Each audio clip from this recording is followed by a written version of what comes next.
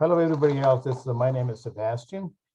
I just want to double check today's session. This is the Apocalypse Workshop 2021, sponsored by MHAAO, Personal Finance and Economic Empowerment.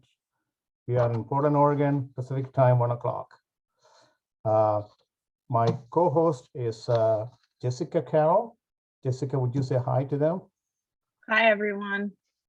Okay, so before we go any further, just give you a little bit background within 30 seconds or less. I have an educational background in business administration with accounting and economics. And most of my career, I worked as a senior financial analyst and mostly did budget administration and budget management. So that's one of the things we're going to talk about today's session in detail.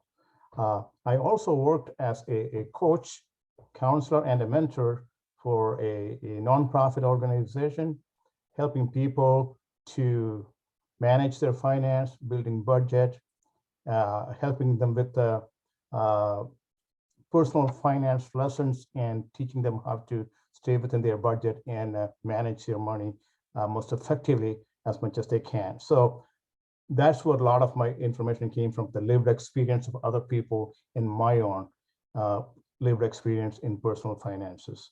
And I'm also a personal finance blogger. I have a blog site, been doing it for 3 years. Everything I talk about and more is on my website. I will be giving links to some of those articles at the end of the presentation, so you can go back and read what we talked about in this presentation and more. So I will let Jessica talk a little bit about herself to the audience right now. Jessica. Yeah, thank you, Sebastian. Good morning, everyone. My name is Jessica Carroll. I'm currently the director for the Pathway Home Program and Safe and Strong program at MHAAO. I've worked at MHAAO since 2014. And I have quite an extensive personal history of having making really bad financial choices, and then kind of what it took to get to a place where I was making better financial choices. So thank you everyone for being here, and I can't wait to hear your stories at the end. Okay, so we would like you to share your stories towards the end of the presentation so we can go through all the slides we can. As much as we can in the next 90 minutes. Okay, I'm going to go to the next slide here. Our goal, our primary goal. So when we think about personal finance and people think, well, we're going to deal with a lot of numbers. Yes, we're going to deal with some numbers. Numbers are essential to build a budget. But the key is to the end result, why we are doing this. So our goal is to help you manage your hard-earned money by sharing our knowledge and experience in personal finances. And my experience is we are not trying to be a professional financial advisor asking you to invest money in certain things, how to make more money in stock market. Now, we are here geared towards to help the average people to protect their hard-earned money, teaching them how to manage their finances on an everyday basis. So it's all coming from, I had a really, just like Jessica said, I had a really hard years of life from age 12 to 24. Poverty and not having enough money, and really struggled. So, and I became very successful because I don't trade those bad days for anything else. Those are the biggest teachers. I mean, those are the biggest lessons I learned.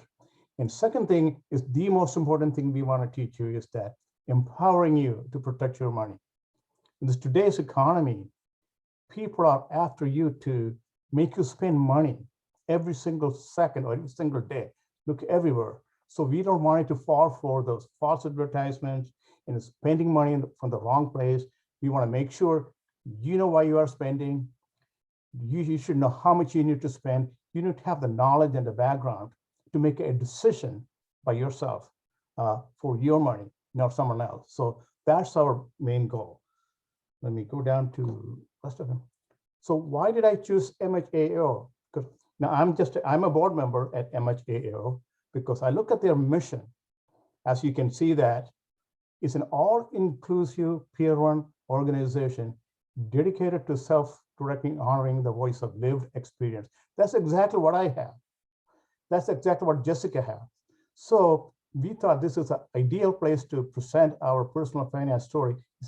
I consider this as a peer-to-peer session in personal finances and economic empowerment, because we are sharing our lived experience, and myself, the number of people gone through my counseling and mentoring in the nonprofit organization, teaching them, their experiences. So there's a lot of things I learned, and so we have a lot to share with you, and we can truly relate some of your journeys.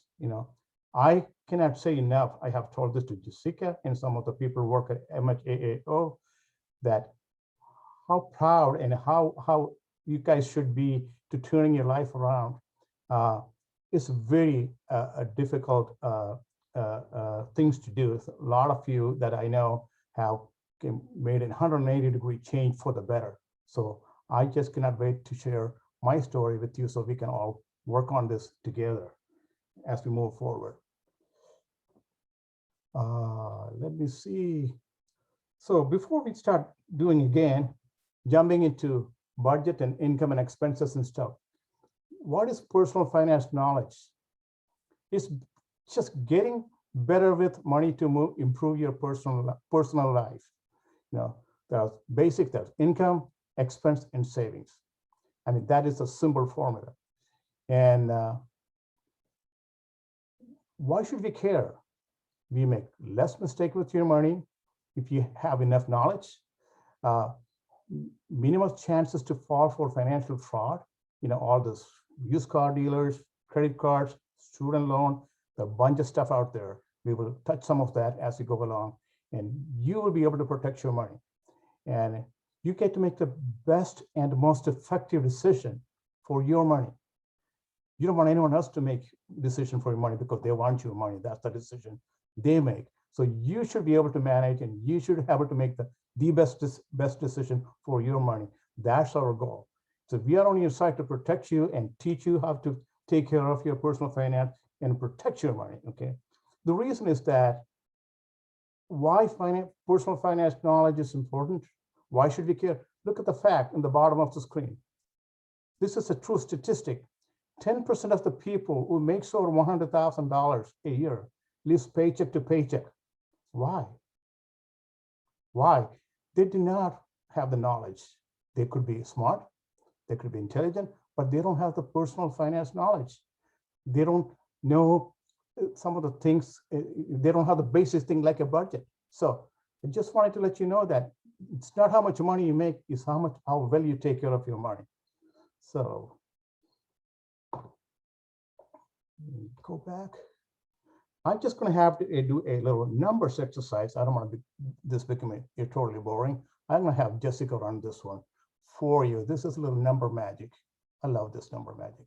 So if you guys are ready, come on, Jessica. I will point out what she's going to talk to you about. Step one. Okay. So I looked at this earlier and I think I have it figured out, but if I don't, please don't laugh at me. Okay.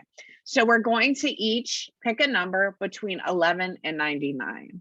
I chose 88 because 8 is my favorite number, not my lucky number, just my favorite number. I don't know why. So I chose 88. I picked 28. So 28, right? And so if I add 8 and 8, I get 16.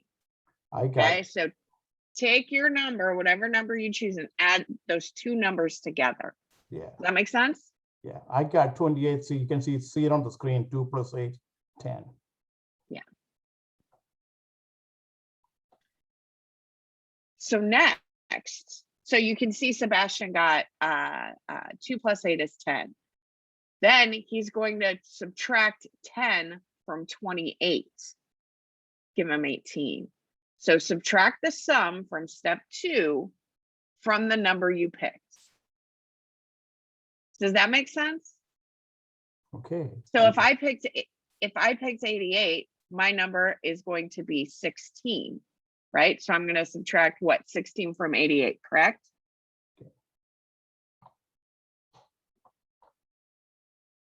All right, now we're gonna add the two numbers in the answer, right?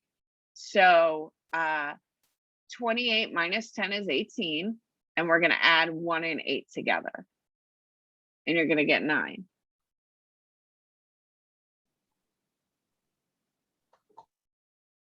Did anybody else get 9? They should all get 9. Well, I know that. That was the big reveal. So everybody who did this exercise, yeah, Chantel, you got 9. We all got 9. So just an interesting little play on numbers. Numbers are amazing. They don't lie, but they have their certain tricks within them. So I have another one coming up later on in the show, so that will be also kind of fun thing to do.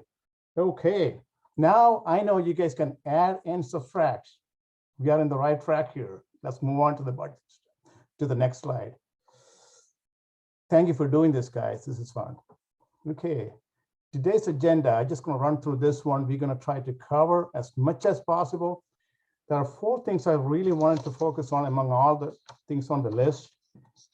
They are developing a budget. That's one thing I'm going to emphasize in this presentation here in this session. So I did developing a budget, number 1. Understanding interest, I'm going to spend a little extra time on that. That is one of the biggest things you need to know, because interest come in with several phases and several characteristics, and you need to know how they are affecting your finances, depending on what kind of loan or mortgage you have. Retirement account, I wanted to, the power of compounding interest. So I'd like to show you some graph on compound interest, how effective they are to invest for the future. Then we have things about paying off debt. Jessica's going to talk a little bit about that. Is saving for emergency fund. If you don't have one, how do we start making, starting one? And so we'll go through that. Then the second, and then we'll take a short break. Then we go to the second half, and we will do touch base on economic empowerment. What is empowerment? Economic empowerment. How do you achieve it? Then there is a little session I would like to go through: independently wealthy and financially wealthy. You'll be amazed. You will be financially wealthy. So we'll go through that. And who wants to be a millionaire? There are a lot of everyday millionaires out there, but they don't live like a millionaire. But we'll touch bases on that one. Okay. So that is what we are planning to do today, and hopefully we get through all of it. Next slide, please. Preparing your budget. Even before you start the budget is, I know a lot of you have read about it, heard about it a million times, but I like to simplify it. Budget is nothing but just a plan. It's just like getting in the car and driving. You don't just get in the car and drive. You need to know where are you going, how long it's going to take, how much gas you need, how many stops you're going to make. So this is just a plan. A plan is just a plan. So budget is just a plan. You don't have to end of the month or the week to be to the penny, balance everything else. But you need to have a plan. At least you know where you are going with your finances, how much you have, how much you can afford to spend. So this is just a plan. So take it easy and make it as a simple thing. Okay. So budget is a simple formula. Like I said earlier, income less expense is saving. This is the most basic formula. Everyone knows this. So there are many budget modules out there. They can be 2-page long. They can be extremely detail oriented, but I just want to give you the basic structure. Based on your family, your job, and your lifestyle, your budget could be totally different. But regardless, there are 3 major categories in the budget. Okay, when you come to income, it's basically salaries, and some people have alimonies, or some people have some other income on a regular basis. So make sure that money is coming in each month when you build your monthly budget. And on the expense side, there's fixed expense, your mortgage or your rent, your utilities, car payments, insurance. Those things are steady. They're pretty much the same amount. Yeah, maybe each year they might change a little bit, but mortgage payment doesn't change at all for the term of the mortgage. But those fixed expense is going to be there regardless of whether you have money for anything else. So you have to cover those. Those are the fixed expense. They're pretty easy to do it. And some people have expense as alimony payment here. That is a steady expense. Or income less expense could be debt if you spend more than what you make.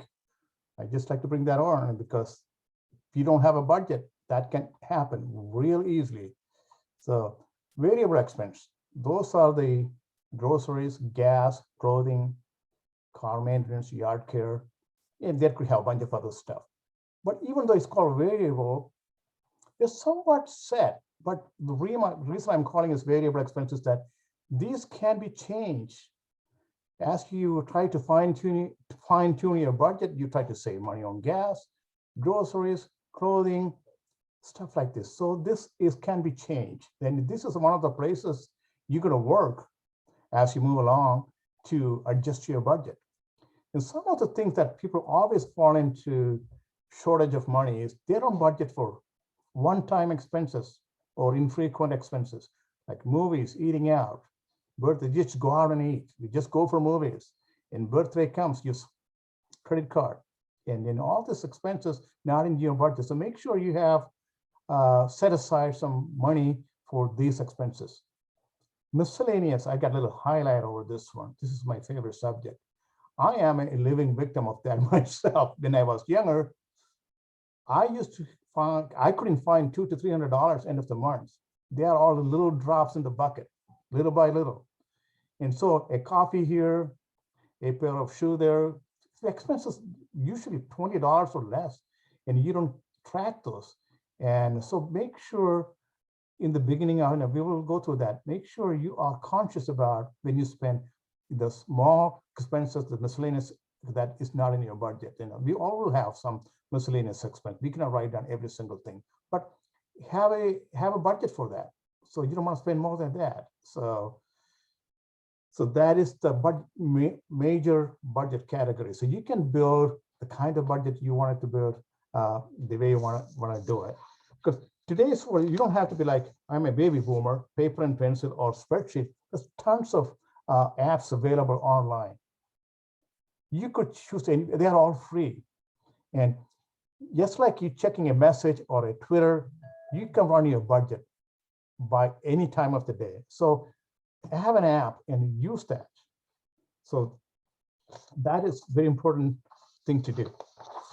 So there's no excuse not to do. It's so easy to do your budget and use an app that you can work with. They give you a graph. They will tell you the red and green and where your money is and all that. It's the cool stuff. I have seen bunch of apps out there. So in summary, budget is a map that gets you to your destination. It's a plan that you prepare for managing your money. A budget helps you allocate all your spending so that your money goes where you want it to. It will tell you when to speed up, when to step on the brake, and when to park. I think that is what budget is all about. Okay, let's go down to something really connected to this one, the next slide. See, when you finish the budget, I just always want to ask this question, savings anyone. If you have $1 savings, you are not in debt. Think about it. Okay. Fiscal discipline. Okay, discipline is something that we all need. This is a free country. We have a lot of freedom. The more freedom we have, the difficult it is to discipline. The land of the free, the land of the rich with no health care sometimes. I'm sorry, no offense. Thank you, Jessica. And anything in your life, and you guys know what it means, and your discipline is superior where you are today compared to where you were before. And I cannot praise enough you guys for your discipline. So anything in life, stay steady, discipline, and move through the course, without changing too much. So be disciplined, when it comes to finance.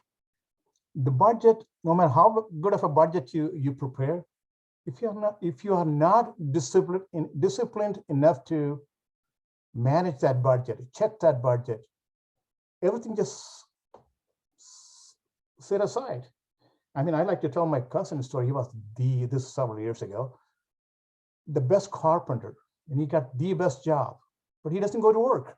So after having all this knowledge and having the budget, if you don't use it, it's not going to work. So the discipline comes. So in order to exercise some discipline on your budget specifically, I came up with three different things. You can do the way you want it. So the way I did myself, and the way I counsel and recommend to my clients is very first month, once they finish doing the budget, preparing the budget takes a long time, maybe a little bit longer than usual, but once you finish making the budget, managing it is just fairly easy. It's a one-time investment. So monitor, the people who have real trouble with their budget, they say, monitor your spending weekly. Each week I would ask them to check all their spendings. It's just building a habit. And check for any unnecessary spending. They have a budget. So basically you're going back to your budget and looking at what did I do with the money? So you do that for every week for 4 weeks. Second and third month, you do that every other week. Then you start seeing some pattern, some unnecessary spending. Well, time to make some adjustment. So by the time from the first to third month, you're going to notice your ongoing behavior or ongoing spending pattern, I don't want to call it behavior, spending pattern, had some flaws. You've been doing a lot of miscellaneous, you've been spending money that you are not budgeted, then you're scratching your head, oh God, what happened to my money? I have said that, even now sometimes I say that. Hey, I have $60 in my wallet, what happened to it? This is a common thing, we all do that. So you don't want to be there. So that's where the discipline comes. So check your expenditures on a regular basis the first 3 months. Rest of the year, you will have a pretty good idea where your money is going. You have a pretty good idea how much it costs you to your fixed expense and variable expenses and one-time expenses. So you are in a pretty good shape. Then the rest of each month, end of the month and the beginning of the month, end of the month, you review how did the month go. Then make some tweaks and changes and adjustment for the next month, do the same thing the end of the month. So you do the end of the month, the beginning of the month, do that each month. Then eventually, even before in few months, you're going to be a pro. You will be automatic. It's almost like driving. You will invest in the knowledge and you will become a pro that will be very hard to make a mistake. You will know automatically when you try to spend. You will ask yourself the question, is it in the budget? Why am I spending this one? So those are the things. So the fiscal discipline is the one that's going to take you to the next step, not just building a budget itself. Okay. Stick with your budget. I don't need to give you any further explanation. Stay with it. Discipline, fiscal discipline, stick with your budget. That's what I wanted to tell you. Sebastian, can I just share something that recently happened to me? Okay. Yeah. So when the pandemic happened, I ate out the same rate that I was eating out before the pandemic happened. And at a certain point, me and my partner decided we weren't going to eat out anymore. And I cannot tell you how much money we saved. Like I had money left at the end of the month that I could throw in my savings account. Not a lot, but a little bit, because I was spending so much money eating out. I was also noticing that not going to the office every day, I wasn't getting Starbucks every day. There were certain things I just wasn't doing. I was drinking coffee at home instead. And I was amazed at how much money that saved me, just the coffee part. Something I never really looked at before. So I really hear what you're saying, Sebastian, that those little things, and we're like, oh, it's $3. I'm gonna have a cup of coffee, it's $3 or $4, but that's every day, and if you add that up over the month, it ends up being a lot more than I thought it was. I would just speak for myself. At least $200 to $300. Oh, and eating out is several gosh. $100s, and by eating in and spending that money at the grocery store, I'm eating healthier, right? And eating and still saving money at the end. But I just real quick, I just want to say I don't have kids, right? I just have one partner. So I know my situation isn't everybody else's situation, but I do think when we're talking about like just going out for coffee, that is a huge expense that Yeah. maybe we don't recognize, or I did not recognize. Thank you. Well, thank you, Jessica. So that's about the budget and how to prepare your budget and how to be disciplined to manage and stick with your budget and stay within your budget. The second thing for personal finance, you need to know what interest is all about. Have to have an interest in interest. So let's start with very simple, like we talked about the budget, income minus expenses, savings. There's two kinds of interest, basically. Interest you pay on your mortgage, interest you earn from your retirement or savings account. Let's stop right there. And I just want to go to the next slide. I want to show about simple interest and compound interest, because this is going to play a vital role when you make a decision on buying something or having a credit card or having a mortgage or saving for retirement. So this is the difference between this is $1,000. Somebody start investing. Okay, at 10%. We don't get 10% now, but if you have in some mutual fund or something, you could still get 6 to 8%. So first year, 10% of 1,000 is $100. So every year they get $100. 2, 3, 4. So by 20 years, it's 18, 19, 20 years, they made $2,000 in interest. That's 1,000 principal, they made $3,000. If they're compounding, I know, forgive me if you guys already know this, compounding it is the first year you make $100 interest. That $100 is added to your principal, the first 1,000, then you have $110. The second year you earn interest on $110. Then you add that $110 on top of the first 1,000 and the $100. So in other words, the principals continue to increase as you add the interest back into the principal. Look at that same interest rate. If it's a compounding interest, you make more than twice. When you make $3,000 a year with a simple interest, you're making 125% more, I think. I don't know if it's the right percent. You make double, more than double is 6,000 and it's almost $7,500.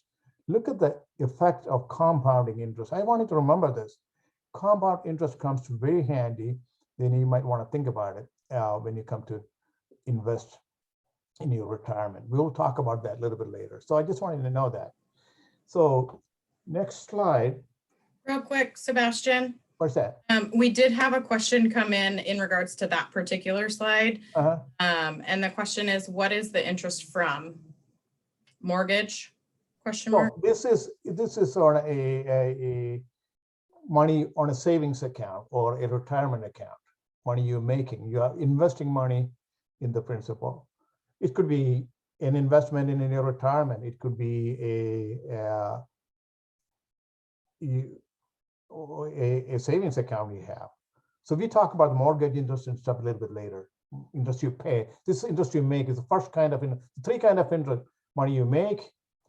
I mean, I will get to that in a second. This is basically seeing how, when you have an investment with a compound interest, how much money you can grow over time. So if you're putting something away age 25 or 35, and when you get to 55, 60, the difference is this. If you have a compound interest, you'll make this much more money than this much money. So we'll touch bases that, and if you still have a question, we can answer that later.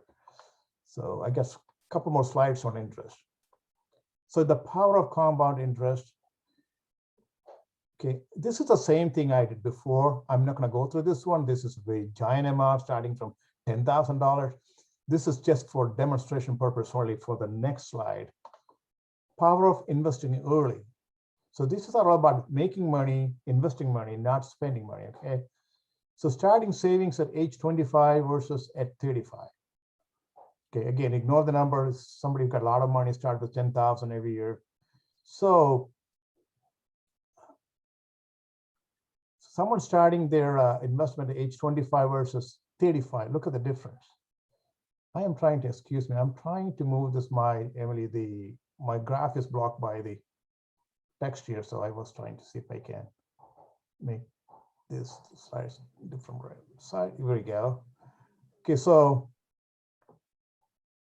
If you start same interest rate, same amount of money, age 25, get you $400,000. This is a lot of money. It's 10,000 to start with, but just to compare, if you're starting 10 years early, you're only making half. So just invest in 10 years early or 5 years early, make a lot of money. So in other words, if you want to put some money away for your future retirement or when you're old age, do it now. The earlier you start, the better for you. Every year make a huge difference. So this is a comparison, age 25 versus 35. You can see it. Okay, next one, interest dissected. So this is where we're going to talk about so many different kinds of interest. Okay. So there are three kinds of interest. The good one. So the good one is a savings account in the retirement account and the investments. That's good means you're going to get money. If you invest so much money, or if you have so much money in your account, you're going to get some interest. It's going to grow, basically. I mean, interest rates are pretty low these days, but when you are in a retirement account, you almost all the time you have a compounding effect on your investment. So, a retirement account and investments, that's the way to do it. If not, it's not a smart decision. So then we are not here to talk about investing your money at this point, but I'm just giving you some basic idea. I wanted to know about interest. The second interest, the bad interest, and basically there's only good interest is saving. If you have money, you can invest in retirement account, investment and savings. The bad interest are mortgage interest, credit card, student loan, personal loan. Mortgage interest, we'll get a little bit detail on this one. We don't have a lot of choice. And if the interest rates are so good, it's only 4%, 4.5%. My gosh, I bought my house in 85, 12%. And that was for the first time home buyer special. Jimmy Carter was the president. 16%, I couldn't afford a house more than $50,000, 1985. So anyway, mortgage interest, and we'll show you how to compare some of the interest you pay. You pay a lot of interest over the time. Credit card, their interest rates are really high, but if you pay it off, all your balance, you can do good things with credit card. You can get some perks, and you can get some points, travel, mileage, all that stuff. But if you don't pay it off, this is not the thing. You don't want to keep a balance. Student loan. I don't have a separate session for student loan and personal loan, so I am going to just talk about a little bit about student loan. Student loan, people think, have you ever received that letter from them, Fannie Mae? We're going to give you 6 months grace period once you graduate. How nice are they? You know what that means, 6 months grace period? We want to take 6 months worth interest from you. That's what it means. So when you wait another 6 months, the interest from the loan continue to accumulate. How better they can lie to a student who just worked so hard, did 2 jobs and trying to get through college with the help of a student loan. So student loan is one of the most misrepresented loan to the student. So you go to sophomore, you get a student loan, or even the freshman got a student loan. The interest start the day you get the loan. Then you get in the fall term and winter term, or sophomore, junior, anytime you get the money, the interest starts from that point on. Then when you graduate after 4 years, they say, oh, we're going to give you another 6 months. Oh my gosh, that the entire amount is balanced. They're going to take interest from that. So if you're smart enough, or if your children are going to college, or if you are going to college, even when they're freshmen, they do some cafeteria job, library job, whatever they do, pay $50 a month towards your student loan from day one. You wouldn't believe end of the 4 year how much money you save in interest. So that's the thing you can teach anyone who's going to college from day one, freshman on. Pay $25, $50 you can every month towards your student loan. Don't wait until end of the graduation and enjoy the 6 months grace period. Don't make them rich. I get angry usually when I see this. These are really true lies to people. This oxymoron statement, of course, true lies, is how they make you feel like they're telling the truth. They are your buddies. They love you, but they want to take your money. Okay, so personal loan, it depends. If you have a good credit, if you have a steady income, you get a better interest rate, anywhere from 7 to 10% or 5 to 10%. And if you don't have a good credit, interest rates go high. So that is another loan that you need to qualify based on your income and your credit score. Anyway, student loan, be careful. Then use that technique. Pay $50 every month from the day one. The ugly ones, payday loan. I don't want to even get started. Jessica, you want to say a little bit about it? You told me some stories. Yeah. So, just to real quick speak on the student loan, I could tell you that I spent a lot of years in school. I got my master's degree and I was working full time, and I didn't understand student loans the way that, I thought I was pretty smart. And I now owe more money for my student loan than I do for my house, So it is, and you think you're borrowing money from the government, so they can't, they have to be straight up with you. And so anyway, that's a thing. I can also say that, back in the day before I was smart, me and my partner used to get car title loans, and they'd loan you like $200 and they'd want like $1,000 back in like 4 days, or they take your car.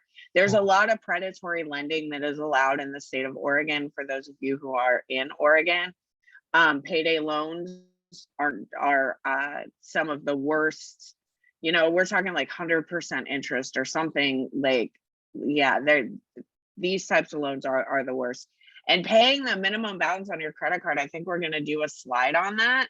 Yeah. But I never knew paying the minimum balance on your credit card was, well, I did, because they eventually had to show you on the bill that if you pay your minimum payments, this is how it's going to take you 30 years to pay off $3,000, right? And it's just like, what? We got a slide coming on for that one. Yeah. So yeah, those are just some of my experiences with not having the most knowledge around these type of financial decisions.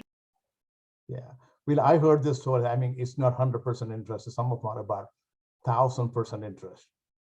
Those things, that because they are cashing on your vulnerability. You need the money no matter what. That you're going to do anything to get the money. So that's one of the things people do.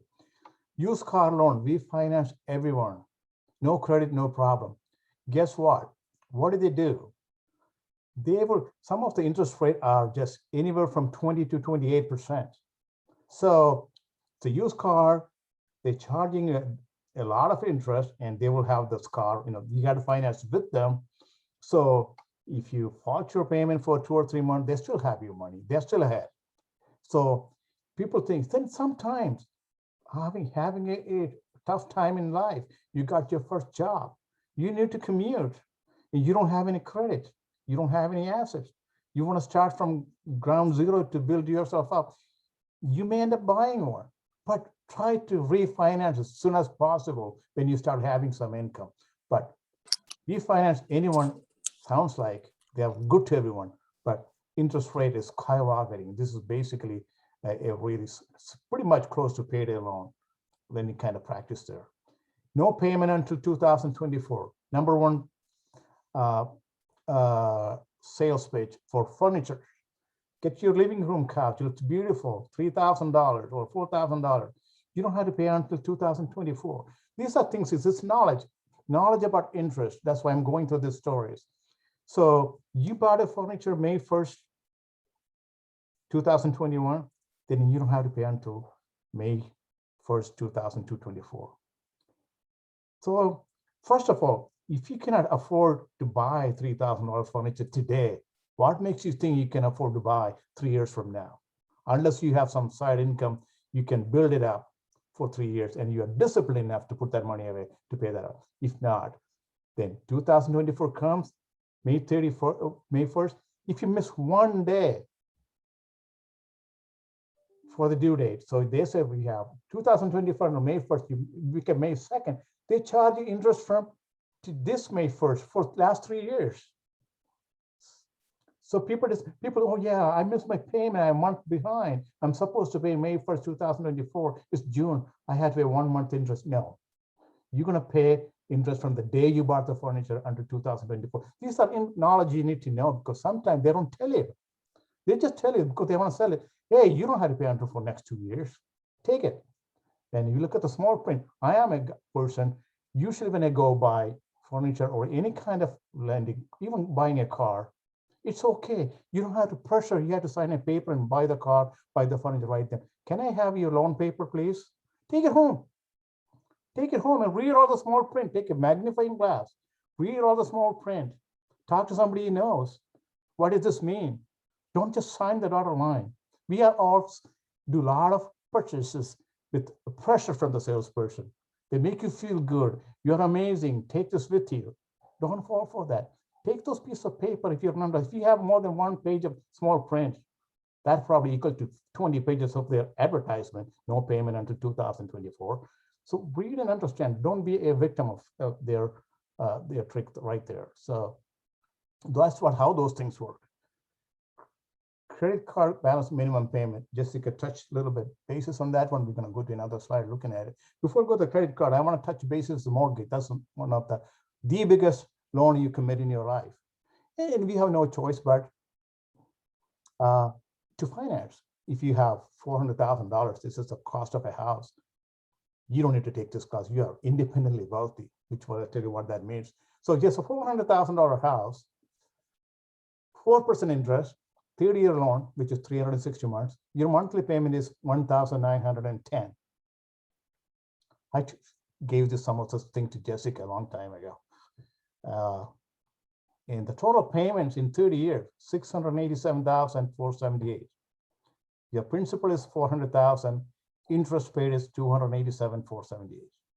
About 60% of your principal. It's okay. You increase your value with the house. That's the only way you can get the house. But sticking with 30 years, sometimes it's not the best option. But that's where you can get started. When I bought my house, that's what I could afford, 30-year interest based on my income.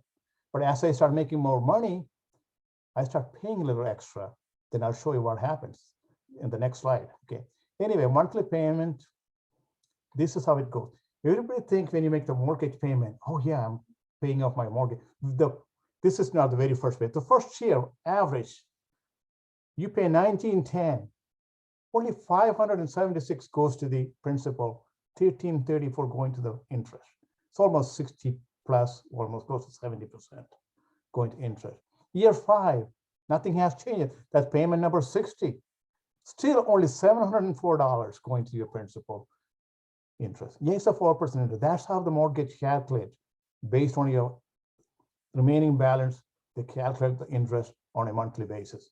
So it takes 12 years and 6 months to break even. That's 144 months. 12 years and 6 months to break even. Your interest versus then you start going the other way. You go principal is higher, it's less. Okay. So I just wanted to know this is how it, so if you're making it, well, let me just stop right there. Let me go to the next slide. I don't want to confuse you. So anyway, you see that the initial years, the interest years, they're just taking interest after interest for the first 5 years, with the worst year of your mortgage payment. Making the extra payment effect. This is something I wanted to share with you. I had a 30-year mortgage. Then as I start making more money, I start making extra payments. So this is the previous slide, just a summary, same thing. If you make extra $200 a month, even though you can only afford $1,910, even though you can afford $200 more than what your monthly payment is, you could still come up with $200 extra. You should do that. Okay. And if you pay extra $200, the payoff schedule is 4 years and 11 months earlier, which means total you paid is less than no extra payment. Interest paid is 233 compared to 287. You saved interest $53,000. That's a lot of money. Just making extra $200. And if you just make $100 a month, even that saves you $29,000, about almost 2.5 years or more in your payment schedule. So if you can make that extra payment, please do so. Please do so. You save a lot of money in interest. Just give me 1 second. I have a barking dog here.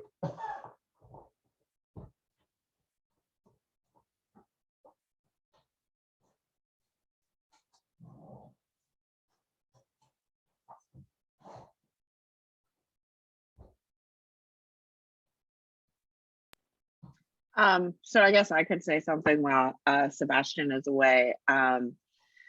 So I did eventually get to a place where I could buy a house, and I did. And they give you this kind of payoff schedule, you know, and it's always kind of shocking to see, like, wait, I'm only paying, like, why am I paying so much interest and nothing on the principal, almost nothing.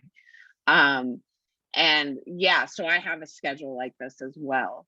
And maybe I should be paying an extra $200 a month. So I am not trying to tweet my horns here. I paid my mortgage in 14 years. I started with 30. The interest went down from 8 to 6. I refinanced for 15 and paid it off in, 11 plus the first 3 years, 14 years. So I calculated if I were to stay with my original 30-year term, I would have paid tons of interest. So when I calculated, I saved $82,000 in interest from my mortgage. Now, folks, think about it. You don't have to make more money to get rich. You can save money to get rich. I could have gone out and stayed with the 360 payments and made another extra $82,000 the second job or something and made the payment. So money you don't spend is money you save. So you can save money spending less or saving money from interest, not maintaining a balance in your credit card.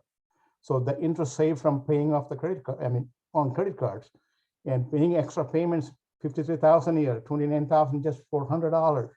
Those are money is staying with you. If not, it will be gone to the bank. So think about it. So let's go down to next one. Credit card minimum payment. I know Jessica loves to talk about it. So I just basically just run real quick, and I will let Jessica expand on this one. This is something I took it from the internet, $1,700 minimum payment, 53. If you stick with that, take you 5 years. You pay $32.84 total, $1,500 worth of interest, almost double of your principal. Minimum payment, okay? Now, as you pay the minimum payment, each month they lower your minimum payment because your balance is lower. Those are prolonging your debt into 10 years, collect even more interest, okay? 15, 20 years, well, I don't know, I'm too old now. Maybe 15, 20 years ago, there was no requirement for the credit card company to give you any kind of details. They just give you the minimum payment, done. Now they have to show if you pay the minimum payment, it takes you 7 years and 8 months to pay it off. If you make $100, it takes you 5 years in that total payment. So they have to show that by law. So you see in your credit card statement, at least 2 other options. So which is helpful because before they wouldn't show that because they don't want you to know. So this was an example of that. Just paying extra $9 per month from 53 to 62, 53 to 62 here. Look at that. You saved interest of almost $1,100, the big difference. So anyway, Jessica, you were going to explain on this one a little more. Yeah, so these explanations were not always on credit card bills. And when I first saw them and I saw how long it was going to take me to pay off my credit cards, I definitely put a lot of effort into paying my credit cards off because they were the highest interest things that I had, debt that I had. And I just want to say, I really look at purchasing something with my credit card differently because of this. So if it's going to take me 3 years to pay off a balance or 5 years to pay off a balance, before when I might just pull my credit card out and pay for dinner, right? That dinner is only going to last 2 hours, but I'm going to be paying on it for the next 5 years. So I really only, and it takes a lot for me because I'm not the best with money, but I really only pay for things on my credit card now that are going to last, right? Like a new refrigerator I might put on, but still, like the way they build refrigerators today, is my refrigerator even going to last 5 years? I don't know, right? But you know, credit card debt is something that I have found in my life can become uncontrollable really fast, especially for me. I never was able to get credit, you know, for most of my life. You know, I would try to go, I remember trying to go to Tom Peterson's when I was 19 years old to try to get a couch on credit, and Tom Peterson wouldn't even give me credit. So when you start, you know, when I started rebuilding my life and making better financial decisions, still not great, but better, I started getting all this pre-approved stuff in the mail, and it made me feel good. You know what I mean? It was like, look, I could get a credit card, you know? And so I did. And then I made not so great decisions, and it really piled up fast for me. So, but learning about this, what, you know, just making an extra, you know, $9 payment on top of what your minimum payment was huge for me. And I eventually did pay off my credit card debt, but it took a while. It just takes time. So, I mean, over and over, it has, you know, one of the things when you come to personal finance, credit cards are the most used avenue for spending unbudgeted money. So if you ask anyone, did anyone take a loan today? You probably say no. If you have used your credit card, you have taken a loan today. Somebody gave you something, you owe it to them. And if you don't pay that off end of the month, they charge you interest. So credit card is, when I was younger, just one income, 3 kids, you know, wouldn't make any sense sending kids to daycare because my wife doesn't make that much kind of money and the kids and stuff. So anyway, we had to be on budget.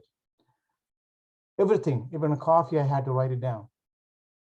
And so what happens is, when I spend something on a credit card, I had checkbook those days. Those things are better now. So you can use your app. I write it down because when I look at the bank, yeah, I have $800 left, but I'm not factoring in the $200 in credit card debts. So when the end of the month, yes, I have enough money to cover all my budget. Then the statement comes, then we are in debt.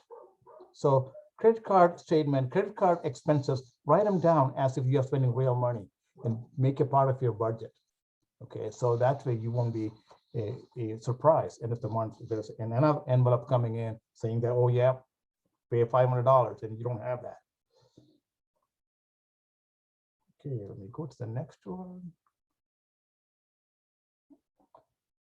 Debts. Jessica, I thought you want to talk about it. You can do that. I have an article on all this stuff. I don't know what happened to my screen. There's some line came on to it. I don't know how it happened, but that's okay. Still readable, I guess. Anyway. Yeah, I just wanted to real quick talk about what I faced when I came into recovery. You know, I faced a credit report that looked really, really bad. And so I didn't necessarily have anybody to teach me about finances, and so I had to learn myself. And I first got a copy of my credit report. I looked at what was on there, and there was some stuff on there that I don't think I owed. I don't recall ever having a landline in, you know, Philadelphia. There was just some weird stuff on there. And so for those places, I just called and asked for their evidence that I ever opened an account with them. And so a lot of places, you know, when you open an account, they are required to have specific evidence that you open that account. If they can't produce that, then they can't collect money from you. So that was the first thing I learned that. And that was the first thing I did. Additionally, a lot of times, you know, if you do owe a debt and they don't have the proper paperwork, you still don't, you know, you don't have to pay that. And so there were some things that I knew were mine, you know, like I got a root canal when I was 19 years old, and that was still on my credit. And it was a local credit company that, or a collections company that kept going to court, because it should fall off in 7 years unless they go to court, and they kept going to court.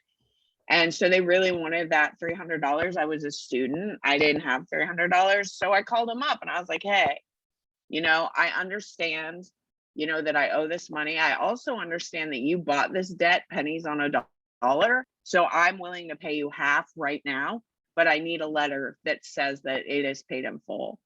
Right. And so I think a lot of times we don't understand sometimes, or I didn't understand my negotiating power as someone who did owe the money, you know, but oftentimes these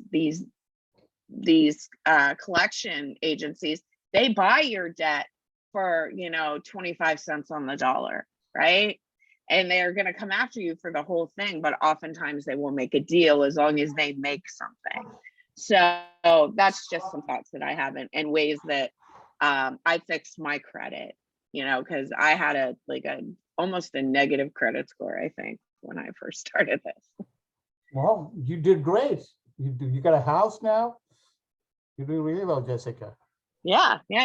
But I mean, it took, you know, and there wasn't an immediate payoff. You know, I had to do that. And then I started by getting a small credit card and just using that to pay my bills that I would normally pay anyway, and just paid it off at the end of the month. And I started to build my credit to the point where, you know, I was deemed credit worthy, or whatever the term is. That's the right word. So some of the nonprofit organizations, the one I work is a Catholic charities, actually, they give people small loans, $1,000, $2,000. They ask them to make payments and to build credit. So kind of, you check with your local organization. If you don't have credit, you can do things like that to build credit. But anyway, I was going through some literature. There is an article on my website. I'll give you the link. There are several ways of dealing with the debt, and there's a lot of resources out there you can get. You can get a free credit counselor, and there are some debts.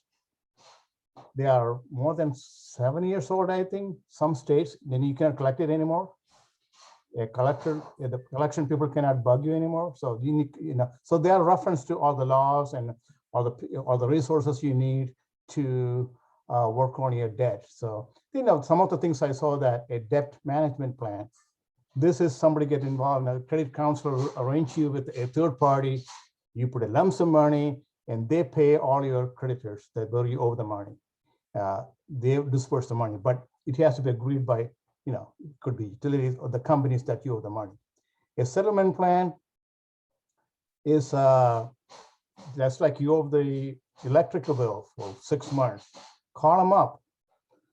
Settle, well, they will settle down. They probably reduce, and if you owe $400, well, if you pay lump sum, we'll take $300. You can do that. Consolidating your debts, you know, something, if you own a house or assets, you put all the debt together and get a second mortgage, or a one loan that with a lower interest rate pay off the higher interest loans, or even through personal loan or a second mortgage, you can do that. Bankruptcy, people go through that. That is the last thing you want to do. Chapter 7 means you shouldn't own pretty much anything. If the court allows you, they could sometimes stay in your house if that's your place you work, or keep your car, but they will pretty much take anything and everything you have and liquidate it to get their money. That's chapter 7. Chapter 13, a little bit more easy. If you have a steady income coming in, the court will say they'll give you 3 years to pay it off or 5 years to pay it off. And so you make an agreement to pay that debt. So even both times, bankruptcy is going to stay in your record for a long, long time. And it's not a good thing to have on your personal record. Something I learned about car loan. If you have a car loan, you have been making payments, several past due payments. You know, by law, they can just come and impound your car from your parking, your driveway. They can just take it away. They don't even have to tell you. I mean, that's in Oregon, but most people give you a call. Hey, we're going to have to take your car away. Most of the time they give you a courtesy call, but if you don't, they give you some time and they'll take it. So if you are in such a dire situation, you cannot make the payment anymore. It's better to sell the car and pay them what you owe. If not, they will take the car. They pay. Then you had to pay for the towing, storage, and all that cost. They take it away from that. They sell the car for the price they think they can get. You could probably sell it for a higher price. Plus, you had to pay for all other costs. So you end up getting virtually no money, and probably it's a bad situation. So you can always get a new car. So sell the car, and don't get into the trap of them impounding and and end up with paying all those unnecessary costs. I didn't know that myself. I just learned that. I think we can take a break at this point, 10 minutes. Stretch your legs and get some coffee, what have you, then we'll see you in 10 minutes. Okay, Emily, with your permission, I'm going to proceed. Economic empowerment. With all the tricks and we learned, all the information we learned from credit cards and interest and budget and mortgage interest, all that stuff we learned, fiscal discipline. Those are all knowledge you are gaining, and that's when you get to economic empowerment, you need to have all those information. So let's just start with this basic. What is economic empowerment? Empowering is just a process through which people become strong enough to participate and share influence, and that affects their lives. It requires people to gain a particular skills and knowledge. So when you come to economic empowerment, all the things we talked about and more, you can continue to learn, and your financial situation, how the money works, how the interest works, how the budget you can use towards your advantage. And so many things that you learn in this course and otherwise could be the basis for gaining economic empowerment. So let me see what I have. So once you know what you're doing and why you are doing, so in other words, you can make an informed decision having the knowledge and power to make the right decision.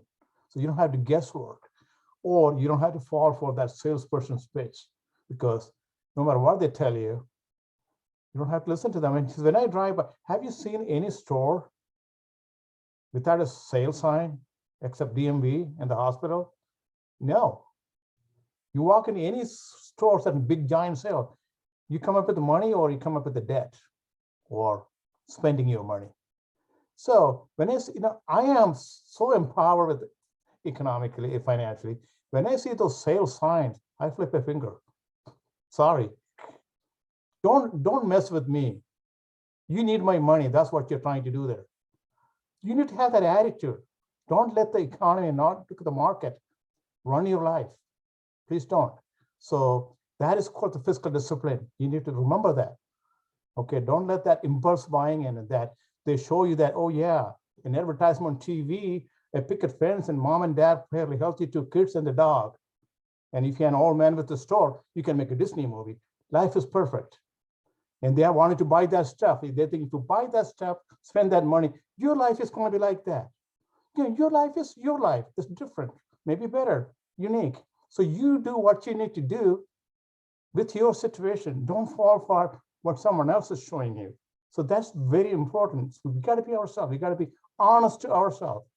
The main reason that people fall into debt and stuff, impulse buying and doing things they shouldn't be doing, because all this pressure. There's so much information out there that you cannot process it all together. You are lost by the time you try to process all the information coming towards you, the billboards and the cell phone and the TV and radio, you name it. It is difficult, put you in a really tough situation. So once you have the knowledge, you should be able to dissect. You should be able to let things go. I don't even hear ads anymore. And if it's more than one ad, I turn off the radio. I don't want to hear it. If I'm not in the market for something, why should I listen? So just make sure, why do they just be careful with all those advertisements and stuff hitting you all the time. So what constitutes economic empowerment?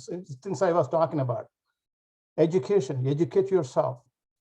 Have the knowledge to develop a plan for your income. So you know how much money you have. You know where do you want to spend it. You have a plan for your income, not someone else.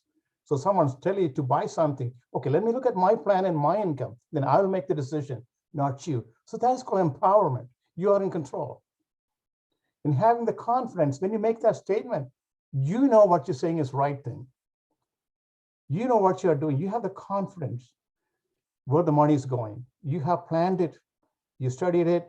You made sure why you are spending and where is it going. And so you have that confidence in yourself because you have the knowledge to build that confidence.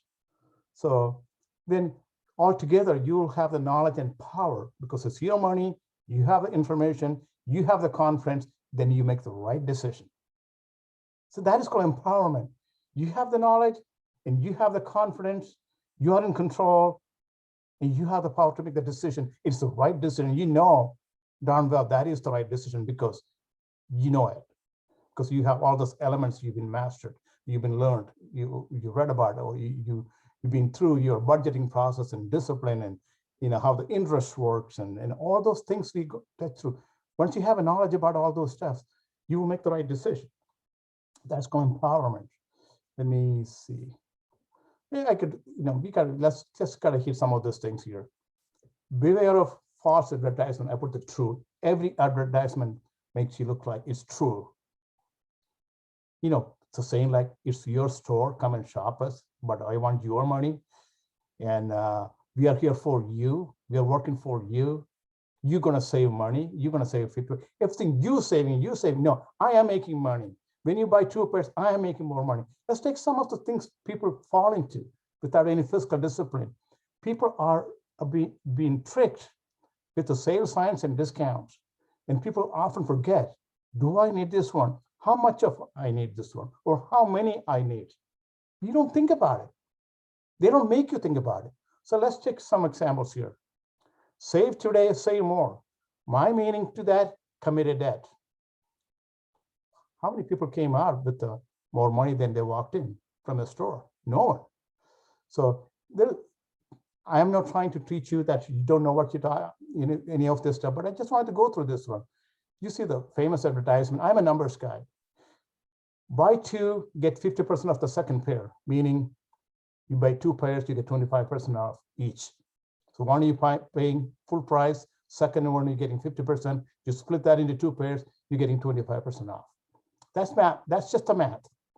The question is fiscal discipline. The question is, do you need 2 pairs?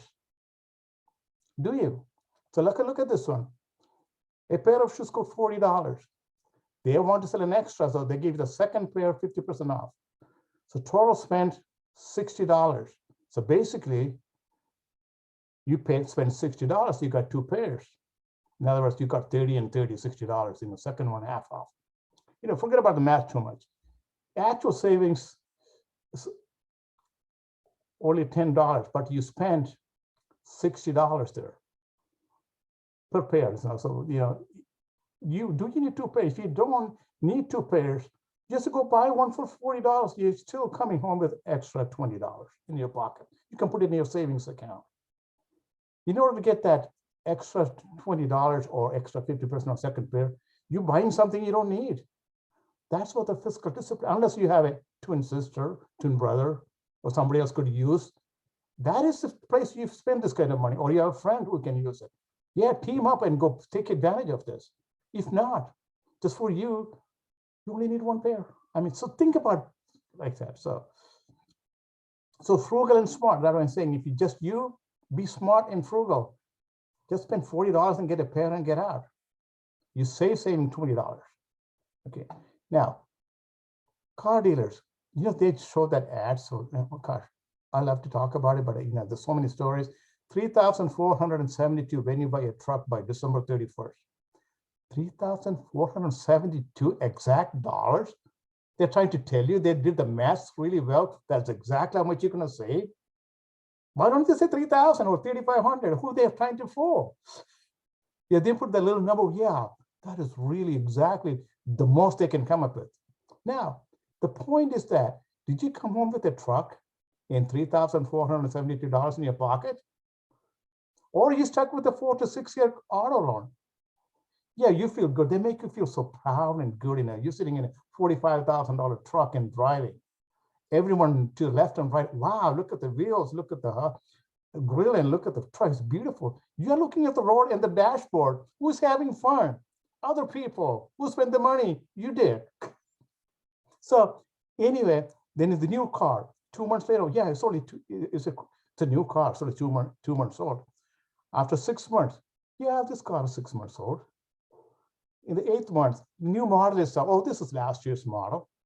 There you go home, first of the month, you're making a $700 payment.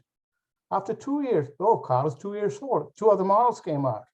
You go home every month, making a $700 payment. New car smell is gone, car is worth half. Cars are the one that you lose a lot of your money. It's a bad investment, really bad investment. I often recommend buying a 2 to 5 year old used car. You save $5,000 to $10,000 right there. New car buying is one of the things. I mean, this thing never appreciate like a house or anything else. Never appreciate. It's constantly losing its value. By the time you pay off the 7-year loan or 6-year loan, it's not worth much. So when you think about a new car, if you have the money, enjoy one. But a 2-year car, old car, or 3-year-old car is not any different than a brand new car. You should consider that. It's just an advice. See, I was talking about all the sale pitch.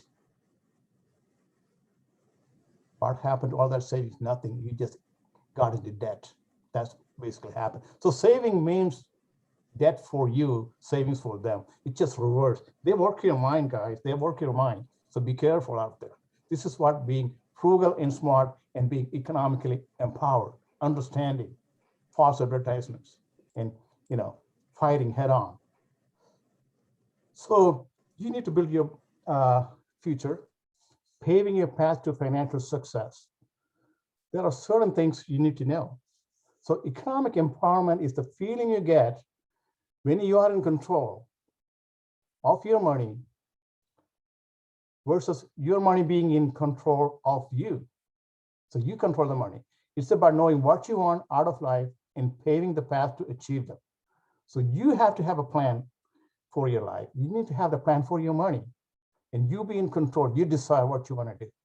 Okay, that's what the fundamental of being empowered and financially empowered. So how do you master it? Invest in learning. Get the knowledge. Knowledge is power, guys. Knowledge is power in anything. The fundamentals of personal finance. We touch a bunch of stuff today: interest, mortgage payment, effect of different kind of interest, credit card payments. We did a lot of things. So learn those stuff. Prioritize your necessities, needs, and wants. This is where people fail. Everything is a need for some people. I like to have the new pair of clothes. You have no room in the closet, but I want to buy it.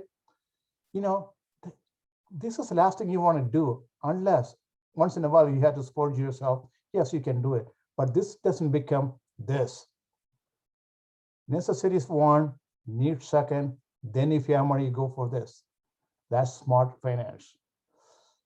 The impact of interest. I talked about mortgage interest. Jessica talked about credit card and debt. So see how the interest work against your loan and liabilities. At the same time, learn the advantage of having compounding interest for your retirement, and when to invest, understand the timing. Start something today. $25 a day. That's what I told Jessica. $25 today, you start. 2-3 years ago, I told her that. And I think she got some money built in that one. So Can I just real quick say, I did see some people on here talking about, oh, it's too late for me to put into my retirement. I want to tell you, I didn't start saving retirement until I was in my 40s. And I think they take the most out of my check that they take out of anybody else's at the whole organization, because I'm at 8 or 9% of my income. And it's not easy. Like, I don't make $1 million a year, you know what I mean? But that, you know, 200 and something dollars a check that they take out twice a month out of my, I've learned to live without it. You know, it was, you know, and so it's like coffee or something in my retirement. So I'm going with something in my retirement, thanks to Sebastian. yeah, thank you, Jessica.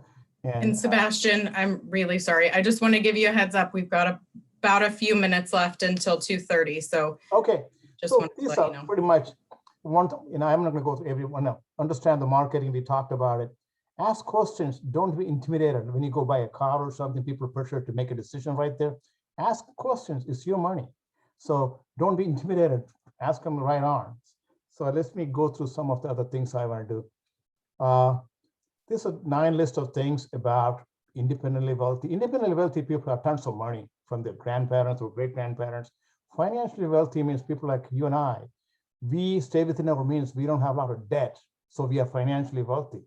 So we live within our means. We don't commit a lot of debt. That is financially wealthy. I think you all want to be here, because this is, if you're lucky, you'll get that money. So these are some of the things you can read about. I have links to all these ones. I'm just going to move on. This is some of the basic things you need to be financially wealthy.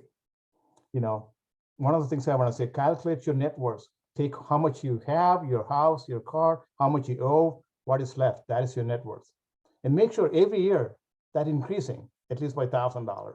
That means you're on the right path to success. And learn to save. The only 2 ways you can make more money or spend less, or both. Simple.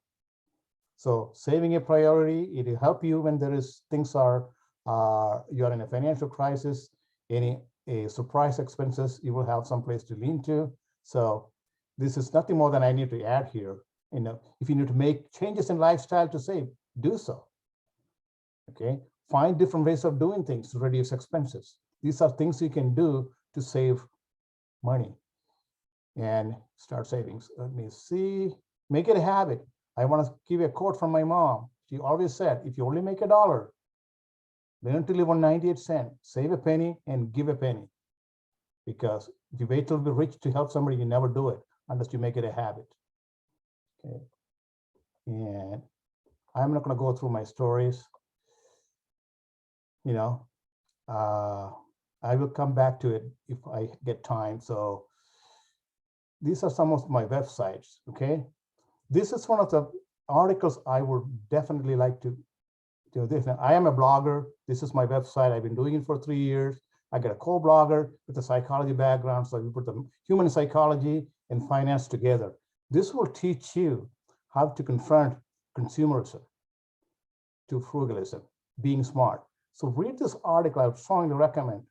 She's a special teacher with a master's degree in education and a bachelor's degree in psychology. She's my co-blogger for the Money Saved, Money Earned. Budget is a must. There are several kinds of budget you can do in detail, a lot more detail than I talked about in this session. There's lots you can learn from here. Okay, and understanding interest. There's a lot more on interest on our website. You can read on it. Then continue a couple more things about the debt. You know, Jessica talked about it. This article have all the resources and all the agencies that you can connect with for free service, counseling, and legal aspects of debt and collections and all that. This article have so many reference to those. Buying a new car is a bad investment. I talked about it. Just a little stat, 1972 took 4.3 months salary to buy a car. Today take 11 months salary because our salary is not growing. I mean, cost of the new cars are growing faster than your salary. So a lot more debt. Okay, my story, this about my story. We have on our blog, culture people together. Everybody had to write an article, and I was a blogger of color. I am brown, I have an accent, I am from another country, but I have confronted a lot of discrimination, biases, like all of you have done. So a lot of you have gone through that because of what you experience in your life, or being a woman, you name it, so many different ways. Everybody go through some of that. So this is what I believe in. This is my own thing I'm saying. Don't discount your abilities. Believe in yourself and challenge yourself next level. Don't stop once you are uncertain. Keep challenging. This is the truth. Most economies have more wealth today. They're trying to sell more goods and services. Corporations are cultivating lifestyles for marketing pretty much anything, just like you said, the advertisement they try to. Don't fall for it. Do not fall for it. Human behavior is something, we all know that, but we don't recognize it, such that the more you make, the more you spend. Be responsible with your hard-earned money. Just don't get into bad behavior. Fiscal discipline. So that is the key of avoiding splurging lifestyle that tends to come with increasing. As you get more money, you increase your lifestyle, you are still in debt. Okay, think before you spend. That's one thing I want to tell you, that I've told you that people make 10% of the people who make $100,000 or more live paycheck to paycheck because they don't think before they spend. They are not disciplined. That's what I wanted to tell you. We got any time left, Emily? It is currently 2:33, and we did have a couple of questions that I had written down in the chat, if that is okay with you. That's fine. Just wanted to ask them real quickly. So one of the first ones was, would you put savings in as a line item on your budget plan? Yes, you need to, yes, you can.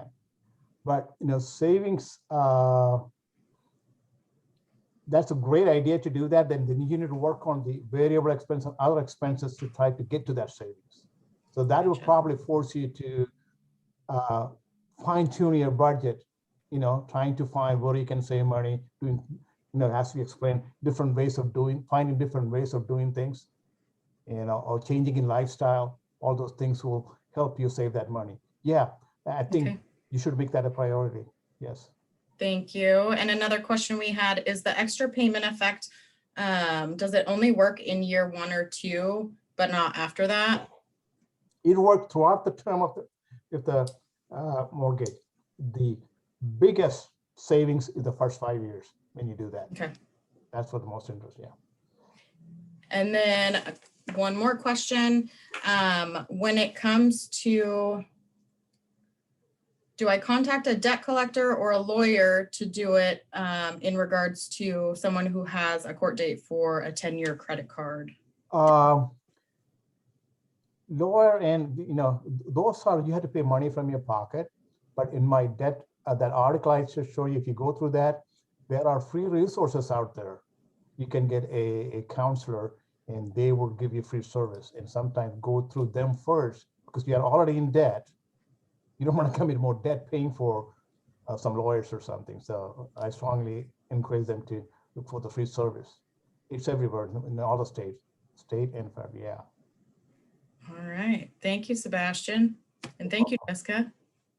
Jessica, thank you for joining and helping me out. And Emily, thank you very much. And all the participants, thank you for listening in. And, it was a joy to have you all. Everyone have a great day. Shoot for the moon. If you miss it, land on the star. Stay disciplined. Gracias. Muchas gracias. Thank you. Ciao.